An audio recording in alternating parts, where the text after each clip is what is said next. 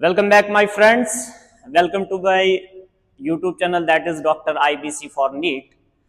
आज जो हम आपके लिए वीडियो लेके आए हैं आपके लिए वो हमने breathing and exchange of gases से हमने लिया और आज हमारे पास एकदम सिंपल टॉपिक है दैट इज क्लोराइड शिफ्ट।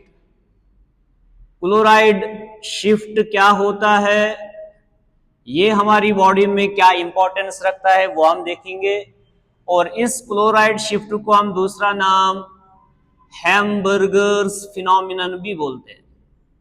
इसको हम दूसरा नाम हैमबर्गर्स फिनोमिनन भी इसको हम दूसरा नाम देते हैं और आज हम देखेंगे ये हैमबर्गर्स फिनोमिनन क्या है, क्लोराइड शिफ्ट क्या है, ये हम आज के लेक्चर में देखेंगे। अगर हम क्लोराइड शिफ्ट देखेंगे इसके लिए हमें सबसे पहले आरबीसी का इंपॉर्टेंस देखना है कि आरबीसी क्या है हमारे ब्लड में।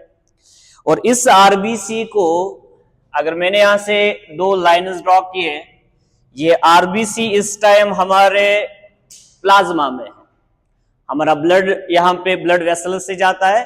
तो ये जो हमारे पास ये मैंने जो इधर स्ट्रक्चर बनाया दिस इज ब्लड वेसल। इस ब्लड वेसल के थ्रू इधर आरबीसी है इसके अंदर, तो मैंने एक सिंगल आरबीसी को चूज किया है। आरबीसी का स्ट्रक्चर आपको पता है, ये राउंड एंड बाई कॉनकेव होता है। अब इस ब्लड वेसल में एक ही आरबीसी नहीं, बहुत सारे आरबीसीज होते हैं, लेकिन हम यहाँ पे एक ही आरबीसी से डील करेंगे क्योंकि हमें क्लोराइड शिफ्ट देखना है। क्लोराइड शिफ्ट क्या है, अगर हम इस आरबीसी की एफिनिटी देखेंगे, ये कार्बन डाइऑक्साइड को भी बाइंड करता है, ये ऑक्सीजन को भी बाइंड करता है। तो यहां पे हमें क्लोराइड शिफ्ट जो है, यहां पे हमें कार्बन डाइऑक्साइड के ही साथ ज्यादा डील करना है।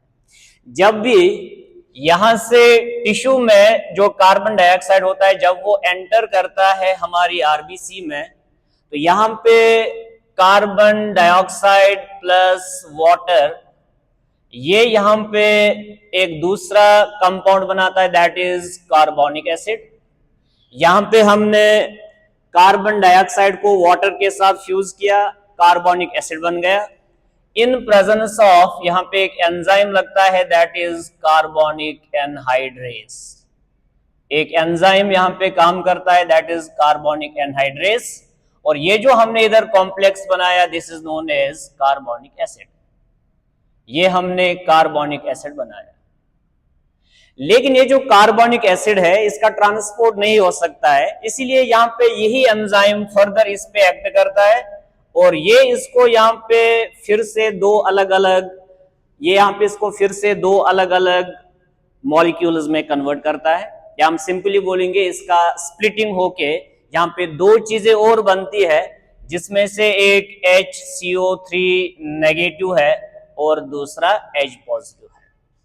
ना वेरी सिंपल, ये जो हमने इधर HCO3 नेगेटिव बाहर निकाला इसको ब्रेक करके फर्दर यही enzyme Ca that is carbonic anhydrase इसको फर्दर एक्ट करेगा, इसको दो अलग अलग सब्सटेंसेस में ब्रेक करेगा और ये जो हम इधर HCO3 नेगेटिव हमने बाहर लाया इधर दिस इज बाइकार्बोनेट आयन। ये हमारे पास बाइकार्बोनेट आयन बन गया और इधर से देखेंगे तो ये हमारा हाइड्रोजन एटम है जिसको हम सिंपली प्रोटॉन बता सकते हैं। अब यहां पे अगर हम देखेंगे ये जो बाइकार्बोनेट आयन है ये यहां पे क्या करेगा, ये इसके बाद एग्जिट करेगा। यहां से इसने एग्जिट किया और ये ऐड हो गया इधर प्लाज्मा में, तो HCO3 यहां पे बाहर आ गया।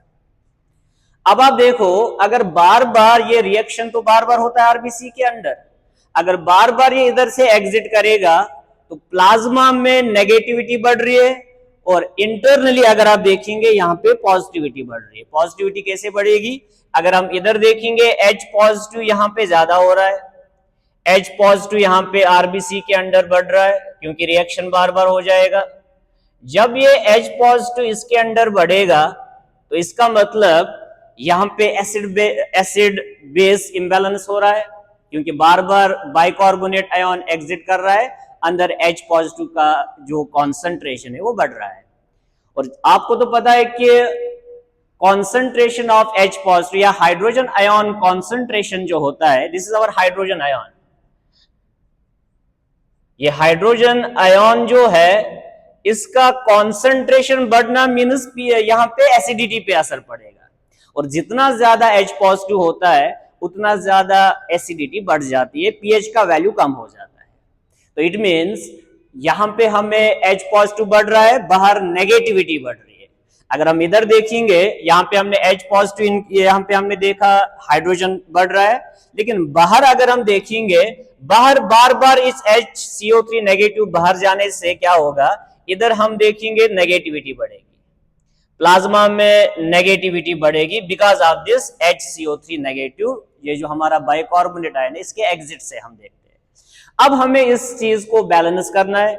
नाउ दिस इज प्लाज्मा, ये ऑलरेडी हमने देखा, दिस इज प्लाज्मा, ये हमारा प्लाज्मा है, और अगर हम देखेंगे ये आरबीसी है, ये ब्लड वेसल के थ्रू जा रहा है।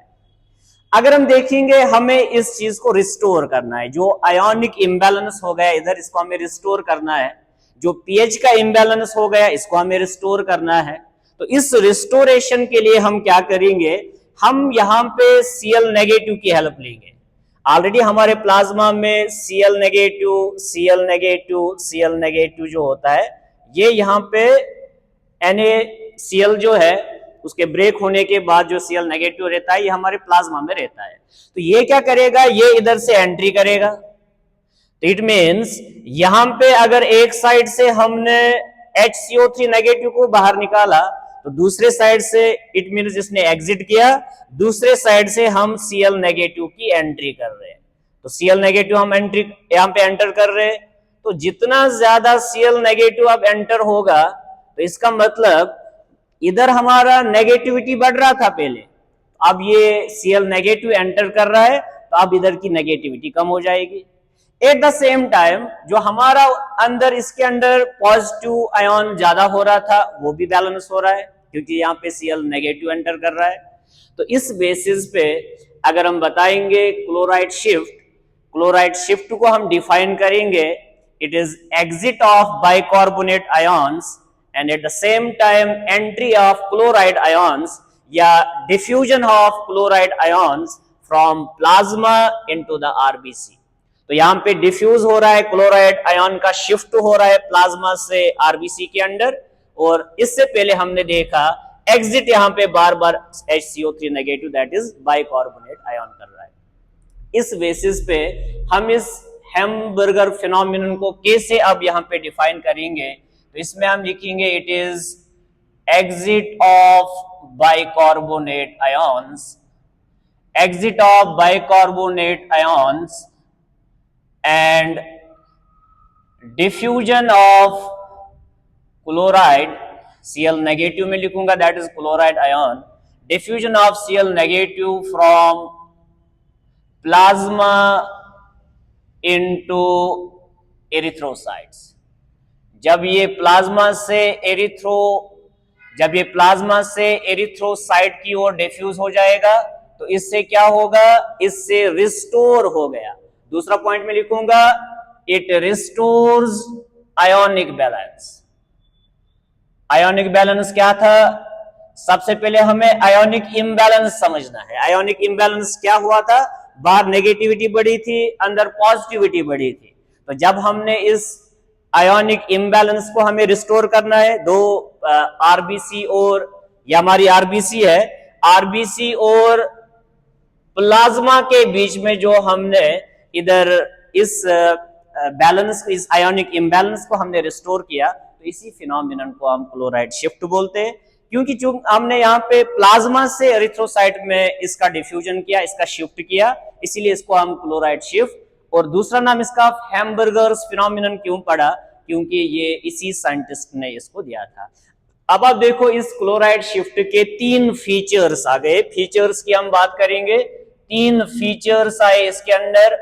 नंबर फर्स्ट, इसने यहाँ पे रिस्टोर किया आयोनिक बैलेंस, नंबर फर्स्ट, जिसको हम इलेक्ट्रोस्टैटिक बैलेंस भी बोलते हैं। नंबर सेकंड अगर हम देखेंगे, इसने यहाँ पे पीएच बैलेंस भी किया। आपको तो पता है पीएच जो है it is power of hydrogen और हाइड्रोजन आयन कॉन्सेंट्रेशन। हाइड्रोजन अंदर से बढ़ रहा था, इसका मतलब पीएच यहाँ पे कम हो रहा था, एसिडिटी बढ़ रही थी। तो अब इस एसिडिटी एसिड यहाँ पे जो एसिड बेस बैलेंस था ये भी बिगड़ गया था, तो हमने पीएच बैलेंस को भी रिस्टोर किया। नंबर थर्ड, अगर हम इसका फीचर देखेंगे क्लोराइड शिफ्ट का, ये यहाँ पे एनहांस करता है, दैट इज बाइंडिंग ऑफ, ये यहाँ पे बाइंडिंग ऑफ H2 जो यहाँ पे बाइंडिंग ऑफ O2 जो होता है, ऑक्सीजन का ट्रांसपोर्ट में भी ये हेल्प करता है, क्योंकि हमको पता है कि ऑक्सीजन के ट्रांसपोर्ट के लिए हमें लो पीएच चाहिए। सॉरी, ऑक्सीजन के ट्रांसपोर्ट के लिए अगर हम देखेंगे हमें हाई पीएच या लो एसिडिटी चाहिए। तो आप देखो इधर बाहर से यहाँ पे हमने क्या किया, एसिडिटी इधर हमने इधर बढ़ गई थी, इधर कम हो गई थी, बाद में इसको रिस्टोर किया हमने। तो जब भी ये कार्बन डाइऑक्साइड का हम ट्रांसपोर्ट करते हैं, उससे क्या होता है, इससे फैसिलिटेट होता है इधर ऑक्सीजन की बाइंडिंग। तो यहाँ पे हमने देखे 3 फीचर्स के साथ ये जो पूरा फिनोमिनन आपने देखा इधर, दिस इज क्लोराइड शिफ्ट और हैम्बर्गर्स phenomenon. That's all for this video.